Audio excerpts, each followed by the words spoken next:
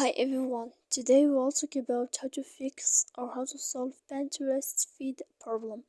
To know how to fix or how to solve Pinterest feed problem, you should just go to settings like this, we click.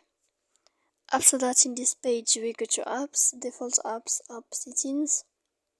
When you will see this list, you will go down to find the application of Pinterest and you will enter here. So you will go to Pinterest. Then in this page you will click for stop.